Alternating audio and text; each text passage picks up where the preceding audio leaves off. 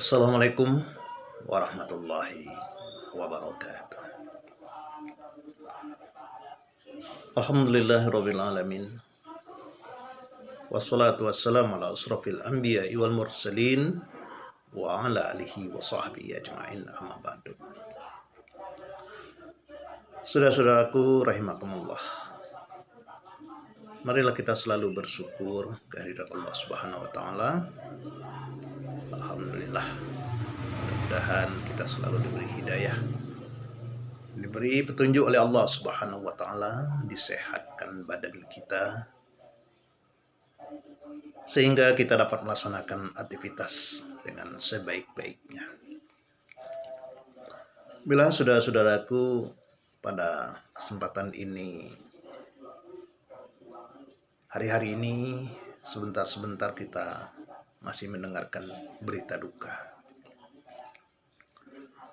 Kita buka HP kita membaca telah meninggal dunia si fulan, Di samping itu juga kita mendengarkan banyak yang sakit. Semuanya itu adalah merupakan ujian dari Allah Subhanahu wa taala. Apabila musibah ditimpakan kepada seseorang, apakah itu sakit, kematian, dan musibah-musibah lainnya, bisa merupakan ujian. Diuji, untuk orang-orang yang beriman diuji sampai di mana keimanannya.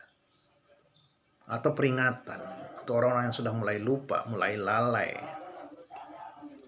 bermaksiat, diingatkan oleh Allah, diuji, diingatkan, diberi peringatan supaya kembali kepada Allah Subhanahu wa taala, supaya tekun dalam ibadahnya, supaya meninggalkan kejahatan-kejahatannya itu. Dan juga merupakan azab. Sudah diazab di dunia ini karena kezalimannya. Karena di dunia ini sudah diturunkan azab bagi orang-orang yang zalim, bagi orang-orang yang memutus silaturahmi, dan juga bagi orang-orang yang durhaka kepada kedua orang tua. Di dunia sudah diberikan azabnya, sudah dikontankan di dunia. Nah, saudara-saudaraku rahimakumullah, kalau seandainya di antara kita sakit, yang namanya sakit itu adalah musibah, semuanya itu pasti ada hikmahnya. Pasti ada hikmahnya. Walaupun tidak ada yang enak dengan sakit itu. Tidak usahlah sakit yang parah. Sakit-sakit ringan saja tidak enak. Misalnya gigi kita yang sakit, satu sajalah sakit, tidak enak rasanya. Atau kaki kita tertusuk duri yang kecil, yang halus, tidak enak. Atau kepala kita yang sakit, tidak usah semuanya, separuh saja kepala sakit, tidak enak. Atau yang tidak kelihatan masuk ke dalam perut kita, itu angin, tidak enak. Pundak akan pegal-pegal, kepala akan sakit, makan nggak mau, nggak enak. Tapi semuanya itu ada hikmahnya. Oleh karena itu, baiklah kita jaga bagaimana supaya kita tidak sakit. Beberapa hari ini ada kiriman video dari Bapak Ginanjar dalam kita menghadapi situasi dan kondisi sekarang ini. Lakukanlah PMP. PMP Talk. Apa itu PMP Talk? P, pikiran. Pikiran, jangan panik, tenangkan pikiran. M, makan, jangan nggak makan, makan, jaga yang dimakan, dan kalau selera mau makan, jaga yang dimakan. Kalau selera nggak mau makan, paksakan makan. Kemudian P, pernapasan.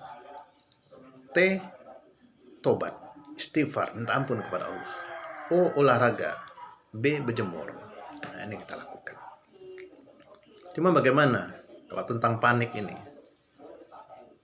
Kadangkala kita sudah berusaha, tapi tetap panik. Nah ini, maka kita harus berzikir, banyak berzikir, sabar. Ya, kenapa tidak panik? Kalau sakit sudah datang, kadang panik.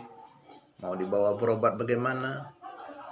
Tidak dibawa bagaimana? Apalagi zaman sekarang dibawa berobat, takut dibilang begini dan begitu, maka akhirnya tidak mau berobat. Dan dampak dari situasi dan kondisi sekarang ini, bagaimana tidak panik? dibuka dompet kosong, dilihat kaleng beras di rumah tidak ada isinya, dibuka kulkas nggak ada cabai, nggak ada bawang, maka itu juga balik. Maka mari kita selalu berzikir, ingat kepada Allah. Nah, saudara-saudaraku, hikmah dari seseorang yang kena sakit dengan sabar bagi orang-orang yang beriman, yaitu rintihannya sebagaikan tasbih, jeritannya bagaikan tahlil, napasnya bagai sedekah, tidurnya bagaikan ibadah, dan berbolak-baliknya di tempat tidur merupakan jihad. Jadi bagi orang yang beriman, dia sabar menerimanya, nah itu adalah ladang amal baginya. Dan juga bagi orang-orang yang istiqomah dalam beribadah, dia istiqomah sholat berjamaah, istiqomah selalu membaca Al-Quran, istiqomah dia selalu malam hari dia bangun sholat malam, dia selalu sholat duha, tapi tidak bisa dia lakukan karena sakit, nggak kuat dia untuk bangun, untuk mengerjakannya, untuk berangkat ke masjid karena dia sakit, maka Allah tetap mencatat pahala baginya. Dikatakan dalam salah satu hadis, wa yuktabu lahu ahsanu ma kana ya'malu fis sihati, dan dicatat untuknya sebaik-baik amal yang biasa dia lakukan di masa dia sehat. Jadi tetap dicatat amalnya itu.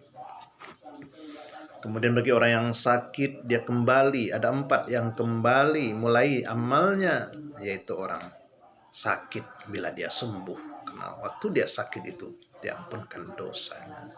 Kemudian orang yang baru masuk Islam, orang yang pulang Jumat dengan niat yang ikhlas, dan orang yang habis melaksanakan ibadah haji. Selanjutnya, saudara-saudaraku, dan juga 3 keuntungan bagi orang yang sakit, yaitu merupakan peringatan, tazkiratu mir rabbik, peringatan dari Tuhannya, diingatkan. Selama ini dia lalai, selama ini dia lupa, selama ini dia tidak mengerjakan perintah-perintah Allah, selama ini dia berbuat maksiat, kemudian didatangkan sakit kepadanya, sehingga dia sadar, dia ingat, kemudian barulah dia mengerjakan atau mendekatkan diri kepada Allah, barulah dia tekun ibadah kepada Allah. Jadi peringatkan, diingatkan oleh Allah, tanda sayang Allah, diingat, disentil oleh Allah, tanda sayang Allah. Kemudian untuk penebus dosa-dosa yang lalu, inna duma'al mutalim mustajabah, doanya juga mustajab, yaitu bagi orang yang sakit doanya mustajab, dan juga penebus dosa-dosa yang telah lalu. Karena kala dia sakit itu dia beristighfar, dia minta ampun, astagfirullahaladzim, astagfirullah, berguguran dosanya bagaikan daun yang rontok. Selanjutnya, saudara-saudaraku rahimakumullah, dalam hal ini, kalau seandainya sakit datang kepada kita, marilah kita sabar, kita selalu berobat, dan kita banyak istighfar kepada Allah Subhanahu wa Ta'ala. Dan juga kita banyak berdoa, karena doa kita mustajab. Doa kita mustajab. Dan bagi kita yang sehat, ladang amal bagi kita untuk melihat, untuk menjenguk saudara-saudara kita yang sakit itu, dan juga untuk mendoakan. Karena kita mendoakan saudara kita bagaimana supaya sehat, insya Allah doanya juga kembali kepada kita. Artinya malaikat akan berkata, ya Allah, apa yang diucapkannya juga untuknya. Kita doakan saudara kita sehat, dan juga mudah-mudahan kesehatan itu akan kembali kepada kita. Maka janganlah segan-segan kita mendoakan siapa saja saudara-saudara kita supaya selalu dalam keadaan sehat walafiat. Ini saja yang dapat kami sampaikan. Lebih kurang dan mohon maaf. Billahi taufiq wal hidayah. Assalamualaikum warahmatullahi wabarakatuh.